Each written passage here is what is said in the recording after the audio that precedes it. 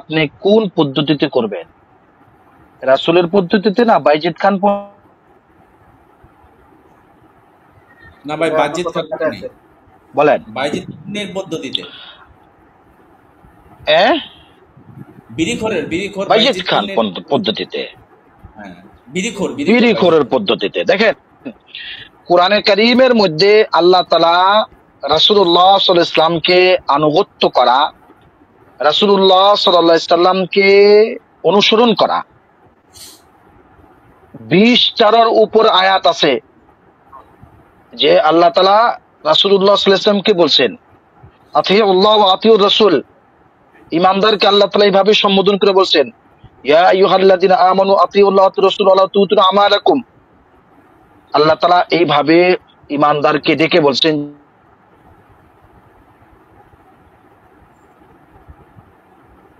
কথা শোনা যাচ্ছে? আরিফ ভাই আপনার কথা কাটে গেছে, বন্ধ হয়ে গেছে। ইয়েটা ঠিক করেন আরিফ ভাই।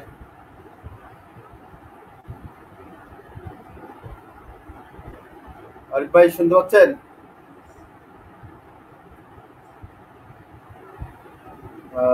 আরিফ ভাই আপনার কথা আটকে গেছে। আপনি যদি বুঝতেছি না আরিফ ভাই, আসলে বুঝতেছি না। আরিফ ভাই কি শুনতে পাচ্ছেন?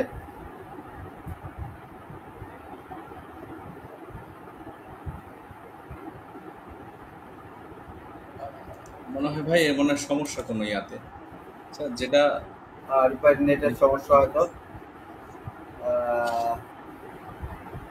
তাহলে আমরা একটু ভিডিওটা আগে বাড়াই নাকি? জি,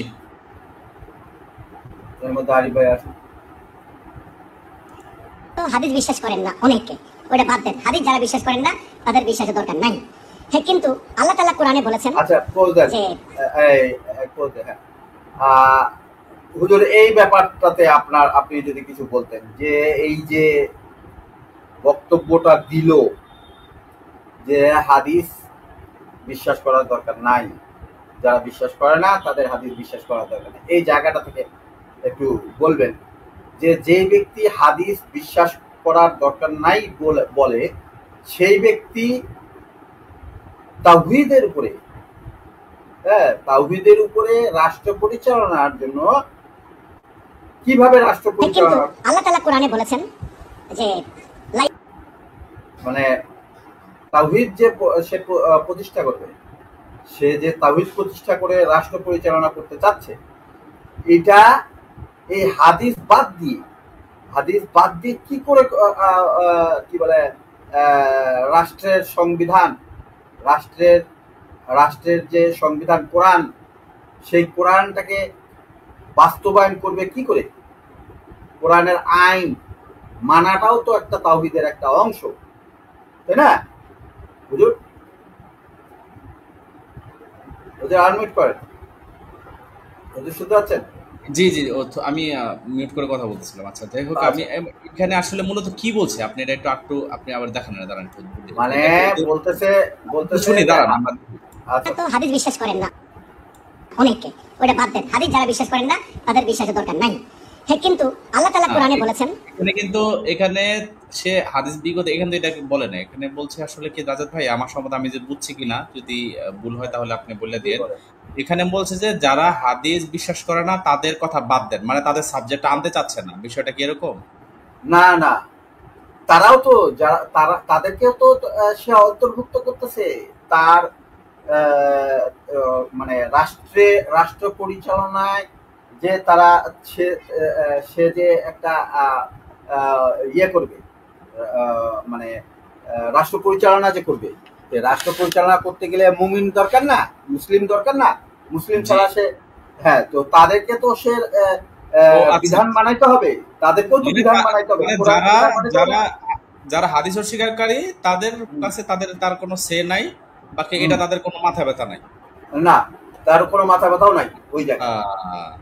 তাইলে তো ভাই তারা তো হিজবুত তাওহীদ যে নাম রাখছে সেটা তো তাহলে একটা, মানে যে ওই যে একটা কি জানি বলেন, শয়তানের পদাঙ্ক অনুসরণকারী। হ্যাঁ, আমরা তো মনে হয় সে তাদেরই অংশ, একটা তাদের একজন অন্যতম একজন। জি, আমরা তাহলে সামনে দেখি। জি এটা নিয়ে কালের কথা হয়েছে, তো দেখি সামনে চলো। যে লা ইয়াস্তাখলিফান্নাহুম ফিল আরদ, যারা ঈমান আনবে আমলে সালেহ করবে তাদেরকে পৃথিবীতে খেলাফত দেওয়া হবে। আল্লাহর খেলাফত, কার খেলাফত? দেখেন এখানে কিন্তু ঠিকই সে এটা করলো যে যে ঈমান আনবে আমলে সালেহ। এখন তারা আমলে সালেহ বলতেছে, কোরআন আয়াতটা পড়লো, কিন্তু এটার বিরোধিতা করে কেন? সে কিন্তু আয়াতটা ঠিকই পড়লো। এই যে আমলে চলে, এই দাড়ি রাখাটা কি আমলে চলে না? এর আগে আমরা দেখাইছি যে মানে সালাদকে সে স্থগিত করে দিচ্ছে। এর আগে আমরা ভিডিওতে দেখাইছি যে জি সে সালাদকে স্থগিত করছে জি যুদ্ধ চলাকালীন, মানে জিহাদ চলাকালীন সে সালাদকে স্থগিত করছে। তাহলে ও তো কোরআনের আয়াতকে ইয়ে করলো না, সরাসরি হজকে স্থগিত করছে। হজ, হ্যাঁ, হজকেও স্থগিত করছে। এই যে এগুলা ইয়ে করতেছে, আবার আবার নামাজটাকে মানে সালাদকে সে বলতেছে যে ট্রেনিং, যুদ্ধ করার একটা ট্রেনিং হচ্ছে নামাজ। এই যে বক্তব্যটা যে দিচ্ছে, হ্যাঁ নাউজুবিল্লাহ, এই যে বক্তব্যটা যে সে দিছে, এই বক্তব্যটা কি মানে আমলে সালেহের মধ্যে পড়ে? জি বলেন। যে আমরা একটু সামনে দেখি আরো কি বলে। ওই আল্লাহর খেলাফতে মানুষ মুক্তি পাবে, শান্তি পাবে, মানুষ বুঝবে না এটা ইসলাম। ওখানে নারীরা আতঙ্কিত হবে না, ওখানে অন্য ধর্মের লোকেরা, হিন্দু বৌদ্ধ খ্রিস্টান আতঙ্কিত হবে না, যারা সংস্কৃতি বিশ্বাস করে, গান সিনেমা অনেক তারা আতঙ্কিত হবে না। আতঙ্কিত হবে চোর ডাকাত, আতঙ্কিত হবে খুনি। দেখেন, আতঙ্কিত হবে কারা? আতঙ্কিত হবে চোর ডাকাত, আতঙ্কিত হবে খুনি, ঘুষখোর, সুদখোর, এরা আতঙ্কিত হবে। না আজাদ ভাই, এখানে কিন্তু দেখেন শয়তানও কিন্তু মানুষকে প্রথম বলে না তুই নামাজ ছেড়ে দে, হ্যাঁ বুঝছেন? এখানে কিন্তু কোন এই কথাগুলো কিন্তু সুন্দরই কথা বলছে। হ্যাঁ, আমি ওইটাই তো বলতেছি। তো জি, একটা ফোন আসছিল, যার কারণে আমি এই একটু বেরিয়ে যেতে ছিল, কেটে গেছে। আমি তো মোবাইল থেকে, সমস্যা নাই, ল্যাপটপ কম্পিউটার তো নাই, গরিব মাস্টার। হ্যাঁ, যাই হোক, এখন কথাটা হচ্ছে যে এই ঠিক আছে, তো আলোচনা তো আপনারা করছেন, যদি আরেকটু পয়েন্ট যদি আমি আপনাদের ধরেই দিই, যাই কিনা বলেন? জি জি বলেন। আচ্ছা, তো আমরা এই যে সূরা নূরের, আচ্ছা ভালো হচ্ছে, সমস্যা নাই। তো এই জায়গার মধ্যে এখানে আল্লাহ তাআলা তো যে শর্তগুলা দিবেন, যে খেলাফত আল্লাহ তাআলা কাদেরকে দিবেন, ওয়াদাল্লাহু আল্লাযীনা আমানু মিনকুম ওয়া আমিলুস সালিহাতি লা ইস্তাখলিফান্নাকুম ফিল আরদ। অর্থাৎ আল্লাহ বলতেছেন যারা ঈমান আনছে এবং নেক আমল করছে, আল্লাহ তাআলা এদেরকে কি করবেন? জমিনের খেলাফত দিবেন। তাহলে আমাদের প্রথম বিষয়টা হচ্ছে, এক নম্বর শর্ত হলো ঈমান, দ্বিতীয় নম্বর শর্ত হলো আমাল। তো ঈমান কি, আমরা সেটা হিজবুত তাওহীদের সদস্যদেরকে জানতে চাচ্ছি, এবং তাদের ইমাম যিনি আছে তাদের কাছে আমরা জানতে চাচ্ছি ঈমান মূলটা কি এবং তারা কিভাবে ঈমানটা আনলো। দ্বিতীয় কথা হচ্ছে আমিলুস সালিহা, অর্থাৎ নেক আমাল। নেক আমাল বলতে শরিয়াতের সমস্ত আদেশ নিষেধ, অর্থাৎ আল্লাহ তাআলার সমস্ত আদেশকে মেনে নেওয়া, এবং আল্লাহ তাআলা যে সমস্ত হুকুম করছে তুমি এই কাজটা করো। এই যে এই আমালুস সালিহা, এই আমালগুলা তারা কোন পদ্ধতিতে করছে? কোরআনে কারীমে আল্লাহ তাআলা রাসূলুল্লাহ সাল্লাল্লাহু আলাইহি ওয়াসাল্লামকে আনুগত্য করার কথা বলছে, রাসূলুল্লাহ সাল্লাল্লাহু আলাইহি ওয়াসাল্লামকে অনুসরণের কথা বলছেন। এই জন্য আল্লাহ তাআলা কোন জায়গায় আতিউল্লাহ শব্দ ব্যবহার করছেন, কোন জায়গায় ইত্তেবা শব্দ ব্যবহার করছেন। অর্থাৎ দ্বীনের প্রত্যেকটা হুকুমকে রাসূলুল্লাহ সাল্লাল্লাহু আলাইহি ওয়াসাল্লামের মাধ্যমে, রাসূলুল্লাহ সাল্লাল্লাহু আলাইহি ওয়াসাল্লামের তরিকায়, রাসূলুল্লাহ সাল্লাল্লাহু আলাইহি ওয়াসাল্লামের পদ্ধতি থেকে আমাকে আল্লাহর হুকুমগুলোকে পালন করতে হবে।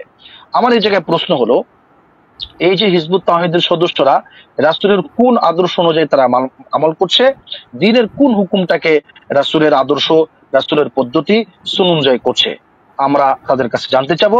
তারা যদি কেউ থাকে, শুভ নামের একটা ছেলে দেখলাম চিপাচাপে অনেক লেখালেখি করছে, এখন আমরা দেখছি না, উনি মনে হয় গায়েব হয়ে গেছে।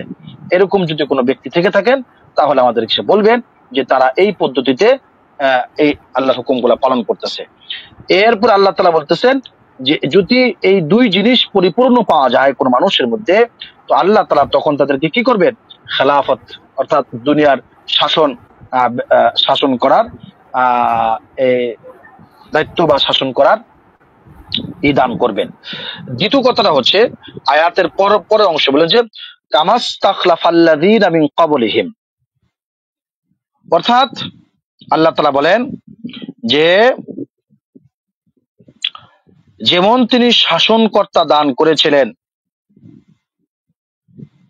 যে তাদেরকে অবশ্যই পৃথিবী শাসনকর্তা দান করবেন, যেমন তিনি শাসনকর্তা দান করেছিলেন তাদের পূর্ববর্তীকে, এবং তিনি অবশ্যই সুদৃঢ় করবেন তাদের ধর্মকে যা তিনি তার জন্য পছন্দ করেছেন, এবং তাদেরকে ভয় ভীতি পরিবর্তন অবশ্যই তাদেরকে শাস্তি দান করবেন। তাহলে আল্লাহ তাআলা বলতেছেন কে, যে ওয়ালা ইউমাক্কিনা লাহুম দীনাহুম আল্লাযী তাদা লাহুম ওয়ালা ইউবাদদিলা লাহুম মিন বাদিহিম খাউফিম আমনা ইয়াবুদুনা লা তুশরিকুনা বিহি শাইআ ওয়া মান কাফারা বা'দা যালিকা ফাউলাইকা হুমুল ফাসিকুন। যে আয়াতটা আনেন আপনি, এই লয়েছেন হিজবুত তাওহীদের কি হিজবুতের ইমাম সেলিম গং মুখোশ উন্নচর, ঠিক আছে, আয়াতটা আনেন। যে হুজুর আয়াতটা দিয়েছেন, আমরা ইয়ে করে দেখি। ভাই আপনি এটা সরান, তাহলে আমি আনতেছি, আমি তো পারতেছি না। জি ওটা আয়াতের পরে আলোচনা করে আমরা কিছু আয়াত নিয়ে আলোচনা করব সামনে ইনশাআল্লাহ। যেমন খলিফা বানিয়েছেন তাদের পূর্ববর্তীদেরকে, এবং তাদের জন্য তিনি সেই দিনকে অবশ্যই প্রতিষ্ঠা দান করবেন। ঠিক আছে, কিন্তু দেখেন এখানে কিন্তু আজকে গতকাল সে যে বক্তব্য দিছে, যে এইখানে সে মানুষের কাছে খেলাফতের জন্য মানুষের কাছে বলতেছে, মানুষের কাছে চাইতেছে। এবং আপনি হয়তোবা জানেন বিষয়টা, দেখছেন লাস্ট যে তাদের কাছে যে সংবাদ সম্মেলন করছে, সে নিরাপত্তা চাচ্ছে, বলছে আমি মরতে চাই না। আপনি কিভাবে মরতে চান? নিজেই প্রশ্ন করতেছে যে আপনি কিভাবে মরতে চান, গুলি নিয়ে কিভাবে মরতে চান? কারণ আমি মরতে চাই না, আমি বাঁচতে চাই।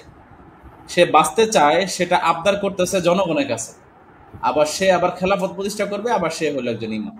বলেন, আর এখানে আল্লাহ তাআলা কি বলছেন দেখেন, যে দিনকে তাদের জন্য মনোনীত করেছেন এবং সে ভয়ভীতির মধ্যে আছে, তার পরিবর্তে তাদেরকে অবশ্যই নিরাপত্তা দান করবেন, নিরাপত্তা দিবেন আল্লাহ তাআলা, এবং সে ভয়ের জন্য নিরাপত্তা চাচ্ছে মানুষের কাছ থেকে। দেখেন এই যে আমি মার্কটা করে দিলাম। তো এখন তার নিরাপত্তাটা মানুষ তার নিজের কাছে যাচ্ছে। তারপরে কি বলছেন, তারা আমার ইবাদত করবে এবং আমার সাথে কোনো কিছু শরীক করবে না। এরপরও যারা কৃতজ্ঞতা করবে তারাই অবাধ্য সাব্যস্ত হবে। এরপর যারা অকৃতজ্ঞ করবে তারাই অবাধ্য সাব্যস্ত হবে। জি আরিফ ভাই। অকৃতজ্ঞতা অর্থাৎ যারা অর্থাৎ অস্বীকার করবে বা এটাকে তুচ্ছ মনে করবে, তো আল্লাহ তাআলা এদেরকে তারাই অবাধ্য আল্লাহ তাআলা বলতেছেন। তো তাহলে অবাধ্য হিসাবে ঠিক হবে। তাহলে আমরা যদি এই আয়াতের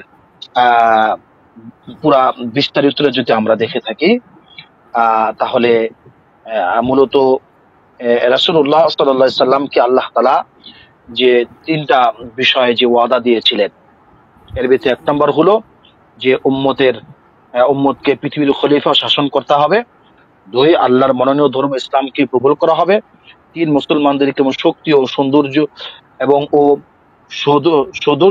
ধৈর্য দান করবেন, যাদের অন্তরে শত্রুর কোনো ভয় থাকবে না।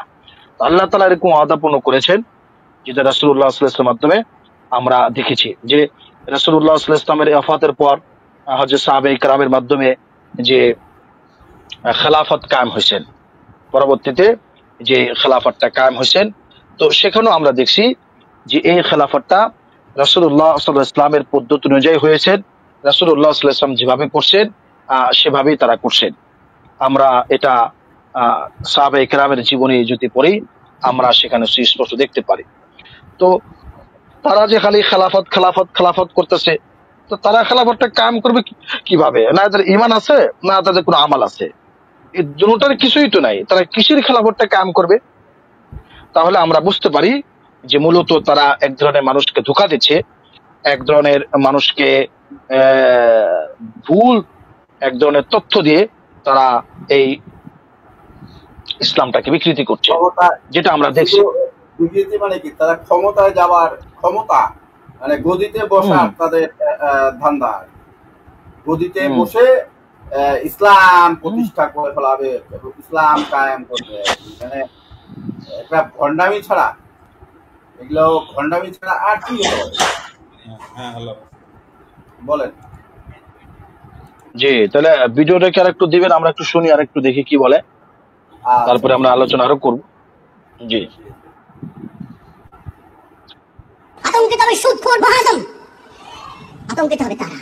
এটা প্রকৃত ইসলাম, যেখানে কোনো বাড়াবাড়ি থাকবে না প্রসাদ নিয়ে, যেখানে কোনো বাড়াবাড়ি থাকবে না কোনো মাসলা মাসাইল নিয়ে, সহজ সরল সিরাতুল মুস্তাকিম। এটা আফগানিস্তানেও নাই, সৌদি আরবেও নাই, ইরানেও নাই। জি, আচ্ছা আচ্ছা আচ্ছা আচ্ছা আচ্ছা, কি বললেন? সিরাতে মুস্তাকিমের রাস্তায়, হ্যাঁ, পোশাক নিয়ে বাড়াবাড়ি থাকবে না। হ্যাঁ, তারপর কি বলে ইয়ে নিয়ে বাড়াবাড়ি থাকবে না। এই যে নামাজের পদ্ধতি, হ্যাঁ, বাড়াবাড়ি তো কোথাও থাকবে না। ইসলামে তো কি বাড়াবাড়ি আছে নাকি? হ্যাঁ, আফগানিস্তানেও যে বর্তমানে যে ইমারত চলতেছে, ইয়ে করা হয়েছে, প্রতিষ্ঠা করা হয়েছে, ওইটাও আর কি ইসলাম না, ওখানেও কোনো ইসলাম নাই। এটা হচ্ছে ওর দাবি। জি, বলেন।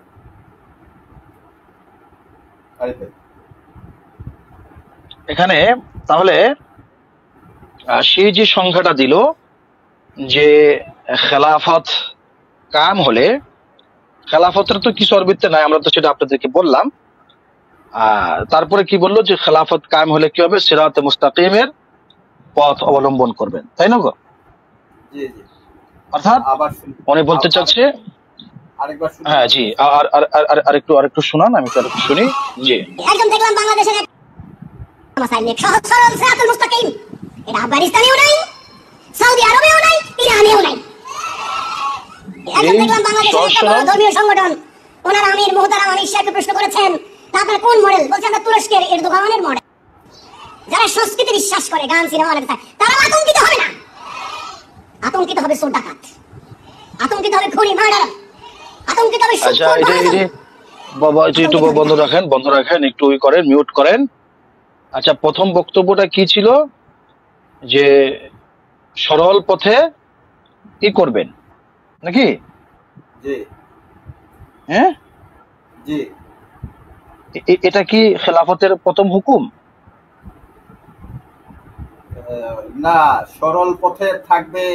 হ্যাঁ, এটা যেখানে আতঙ্কিত হবে না ইয়েরা, হ্যাঁ, কি বলে ডান্স বাজনা যারা করে তারাও আতঙ্কিত হবে না। হ্যাঁ, মেয়েরা ওই যে এদের যে পর্দা, মেয়েদের যে পর্দা করে, মানে তারা যেভাবে পর্দাহীনতা ভাবে ঘুরে বেড়ায়, এরকম ভাবেও মুসলিমরা ঘুরে বেড়াবে, কোনো আতঙ্কিত বোধ করবে না। হ্যাঁ, মেয়েরা যেখানে ইচ্ছা সেখানে যাবে, কারো কোনো দরকার পড়বে না। হ্যাঁ, মেয়েরা কি বলে আপনার রাত 2টা 3টা পর্যন্ত আচ্ছা আচ্ছা আচ্ছা, তাহলে আমরা, আচ্ছা, এটা আসলে মূলত খেলাফতের দায়িত্ব নয়। খেলাফতের প্রধান দায়িত্ব হলো আল্লাহর হুকুমকে বাস্তবায়ন করা, ঠিক আছে কিনা? আচ্ছা, তাহলে এই হুকুমটা আল্লাহ তাআলা কোথায় বলছেন? আমরা যদি দেখি সূরা ইউসুফের 40 নম্বর আয়াতটা আনেন, সূরা ইউসুফের 40 নম্বরটা আয়াতটা আনেন, আমি আরেকটা আয়াত দেবো যে খেলাফত যারা কাম করবেন তাদের কাজ কি, অন্য আয়াতে আসছে, আমি আয়াতটা দিতেছি, আলোচনা মুক্তি সাহেব আলোচনা করেন, আয়াতটা নিয়ে আলোচনা করেন, সময় দিবেন।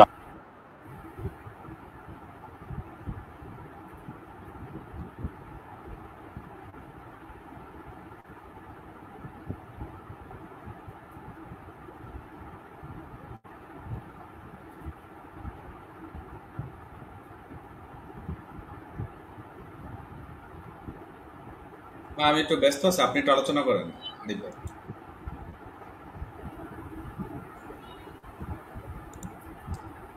অমিনহুম মান ইউমিন বিহি অমিনহুম মান ইউমিনু বিহি অমিনহুম মান লা ইউমিন ওয়া রাব্বুকা আ'লামু বিল মুফসিদিন।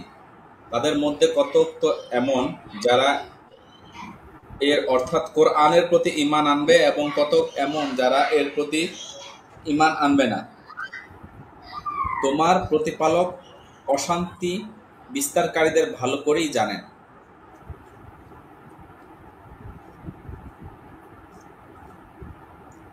জি আরিফ ভাই, আরিফ ভাই আপনি কি আছেন? আরিফ ভাই কথা বলেন, আপনার কথা শোনা যাচ্ছে না। আমি আছি। বলেন। আচ্ছা, একটা কই গেল? এই তো সামনে আছেন। আচ্ছা, তাহলে আল্লাহ তাআলা, আচ্ছা আমি একটু শুরু দেখতেছি। তো আল্লাহ তাআলা বলতেছেন কি, ও একটা এরকম হলো কেন? কি আয়াত আহ, আনছেন এটা? সূরা ইউসুফের 40 নম্বর আয়াত। সূরা ইউসুফের 40 40 আয়াত। নাকি?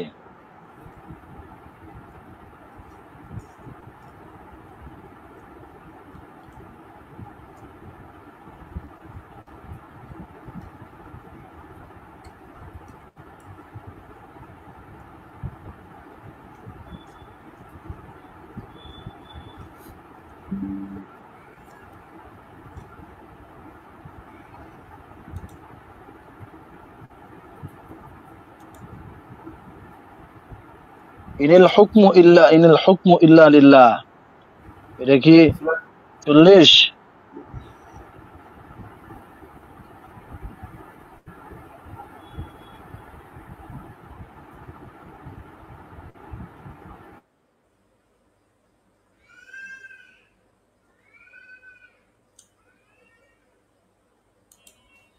দেখতেছি।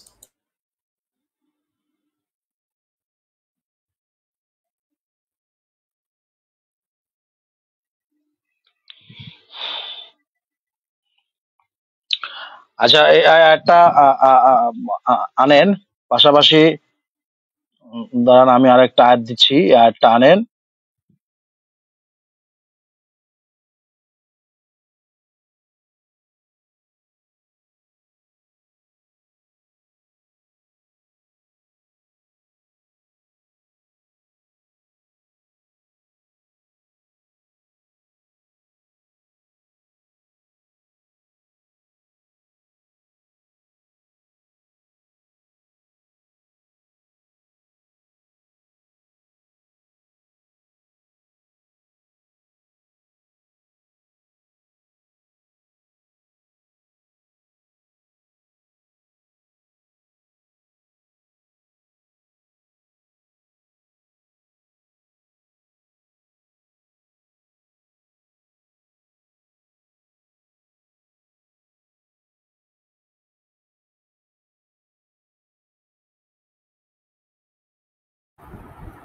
জি ইয়ে আমি জানাচ্ছি যে ওইটা কোন আয়াতটা, আরিফ ভাই আয়াত নাম্বারটা যদি একটু বলতেন।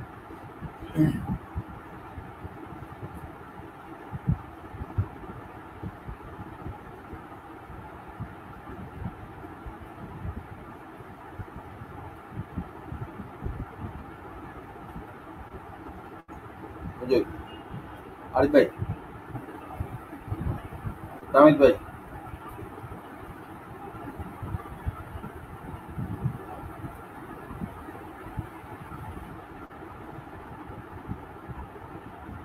সূরা আনামের 57 নম্বর আয়াত আনেন। সূরা আনামের 57 নম্বর আয়াতটা। জি আর আমার জি, নাম্বার আয়াতটা সূরা একটু দেন। আনামের 57 নম্বর আয়াতটা আনেন। সূরা জি আনামের 57 নম্বর আয়াতটা আনেন। জি।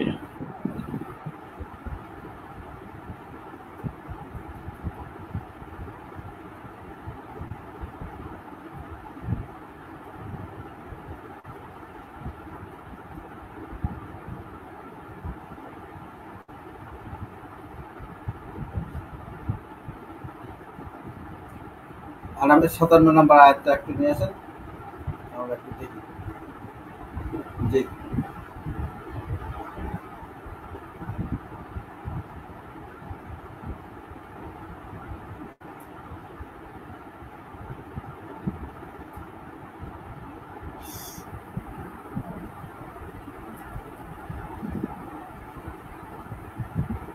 সূরা আনআমের 57 নম্বর আয়াতটা আনেন।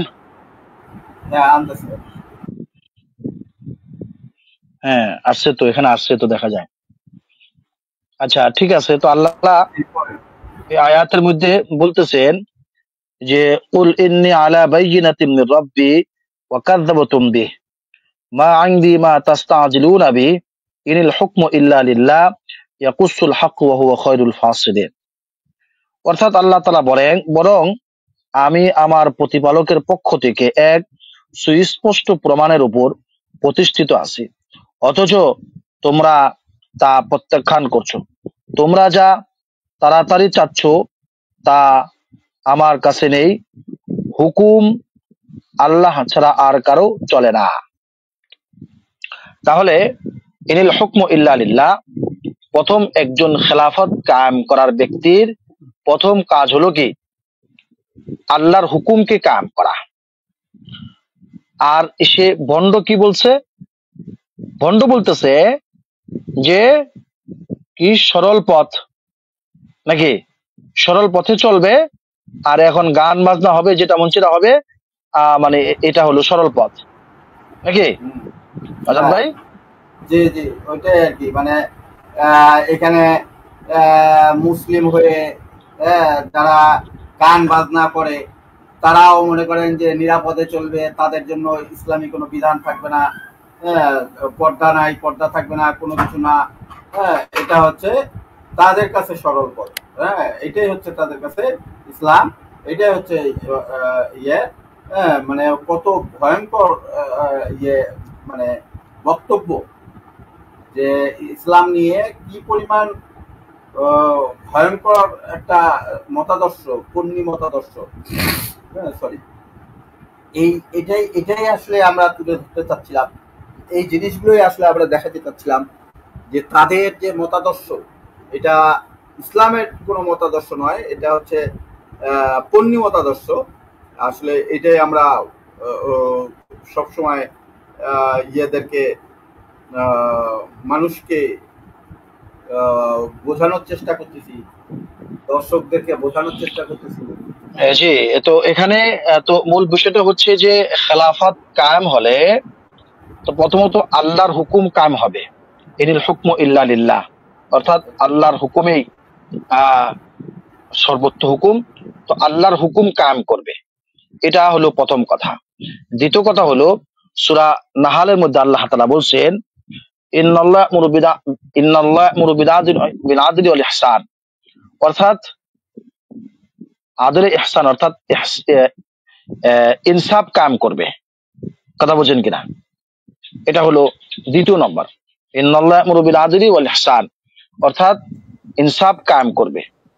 হ্যাঁ, 3 নম্বর হলো ওয়া আমরুহুম শুরা বাইনাহুম, অর্থাৎ শুরার মাধ্যমে নেতৃত্ব দিবেন। কথা বলছেন কিনা? যেটা কোরআন কারীমে উল্লেখ আছে। কিন্তু তারপরও আরেকটু কথা আছে, আরেকটা আয়াত আমরা আলোচনা করবো এই জায়গায়, যেটা ওর গুরুত্বপূর্ণ আয়াত। আমরা ওই আয়াতটা একটু সামনে আনেন, আমি আয়াতটা বলছি আপনাকে। হ্যাঁ, সেটা হলো যে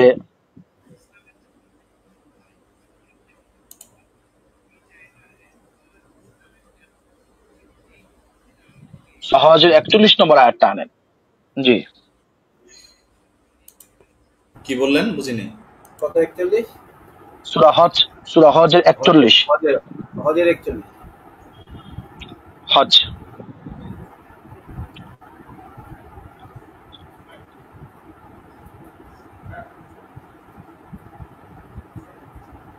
জি আনছেন?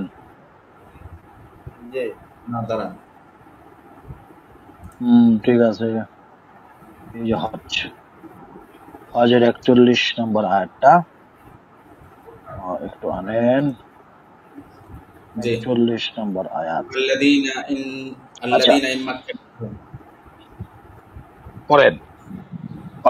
الذين إن مكناهم في الأرض أقاموا الصلاة وآتوا الزكاة وأمروا بالمعروف ونهوا عن المنكر ولله عاقبة الأمور.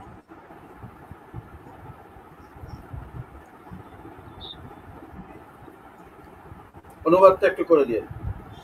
তারা এমন যে আমি যদি দুনিয়ার তাদেরকে ক্ষমতা দান করি তবে তারা নামাজ কায়েম করবে, যাকাত আদায় করবে, মানুষকে সৎ কাজে আদেশ করবে এবং অন্যায় কাজে বাধা দিবে।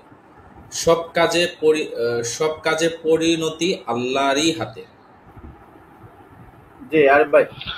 আচ্ছা, তাহলে এই আয়াতের মধ্যে আল্লাহ তাআলা কি বলতেছেন যে আল্লাযীনা ইম্মাক্কান্নাকুম ফিল আরদ, অর্থাৎ আল্লাহ বলতেছেন তারা এমন যে আমি যদি দুনিয়াতে তাদের ক্ষমতা দান করি, অর্থাৎ আল্লাহ বলতেছেন যে আল্লাযীনা ইম্মাক্কান্নাহুম ফিল আরদ, অর্থাৎ আমি যারা জমিনের মধ্যে শাসনকর্তা বানাই বা খেলাফত কায়েম করি বা খেলাফতের দায়িত্ব দিই যাদেরকে, যারা দুনিয়াকে শাসন ব্যবস্থা আল্লাহ তাআলা দান করেন, তো এদের কাজ কি হবে?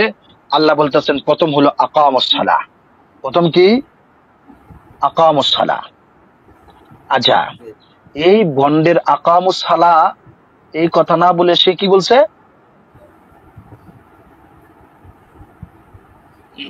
নিরাপত্তা দিবে সে কি? মানে নিরাপত্তা তো দিবে, হ্যাঁ, সেটা তো আলোচনা আছেই। গান বাজনা ইসলাম তো করবে, পর্দায় থাকবে আর কি, এটাও করতে হবে আর কি। তাহলে সৎ আর অসৎ কোনটা? ও মন তাহলে চায় সৎ আর যেটা, অসতের ওর মন চায় যেটা, ওর আমি আচ্ছা নিরাপত্তা বলতেছি যে অন্যায়ের আল্লাহর হুকুমের বিরুদ্ধে যারা চলবে তাদেরকে নিরাপত্তা দিবে। তাহলে এই Exactly, নিরাপত্তা কি না? exactly. জি আরিফ ভাই। জি, তো কথাটা হচ্ছে যে আল্লাহ তাআলা যেখানে বলতেছে যে যারা জমিনের শাসনকর্তা আল্লাহ তাআলা বানাবেন তাদের প্রথম কাজ হলো আকামুস সালাহ, নামাজ কায়েম করা। আর এই যে নামাজ, এই যে সালাত কায়েম করা, তো এখন এই যে ভণ্ড ছেলে হিজবুত তাওহীদের এই যে জাহেলে মুরাক্কাব, এই ব্যক্তি আমরা কয়েকটা নামাজ দেখছি, তাদের সালাত দেখছি, এই সালাত কি আদৌ কি রাসূলের আদর্শে, সাহাবায়ে কেরামের আদর্শ বা রাসূলের পদ্ধতির সাথে কোনোভাবে যায়?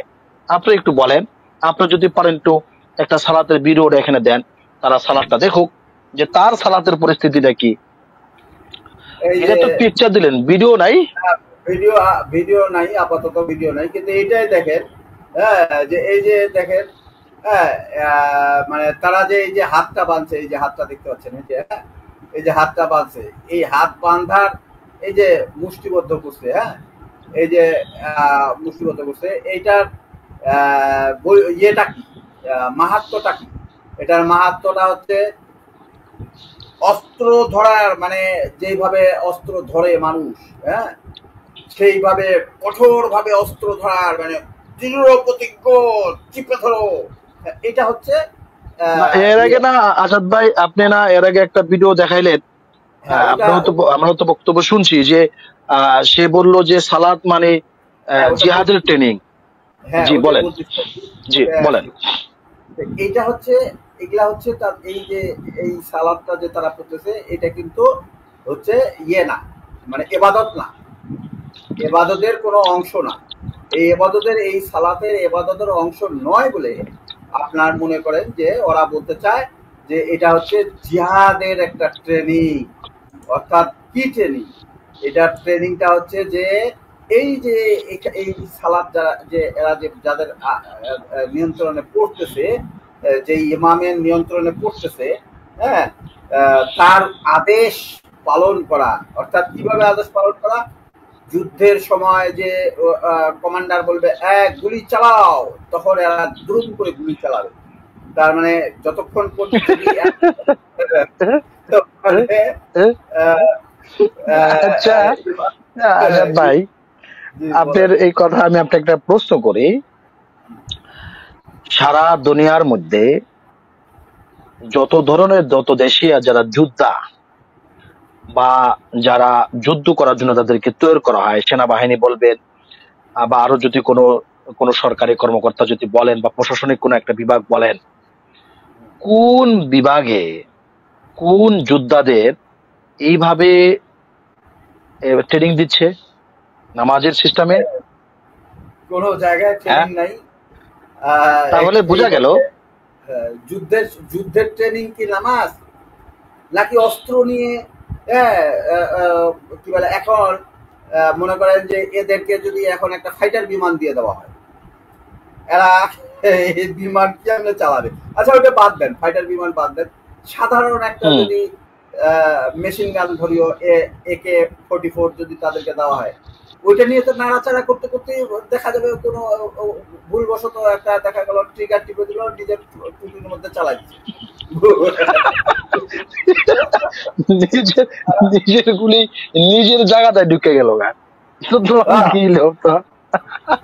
তাহলে এখন এখন বলেন যে এই ট্রেনিং ওই যে এদের ইসরায়েলদের মতন হইছে, ইসরায়েলের গুলি চালাইছে আরেকজনের, এই গুলি ওগুলা কি ওরাই মরে গেল গা।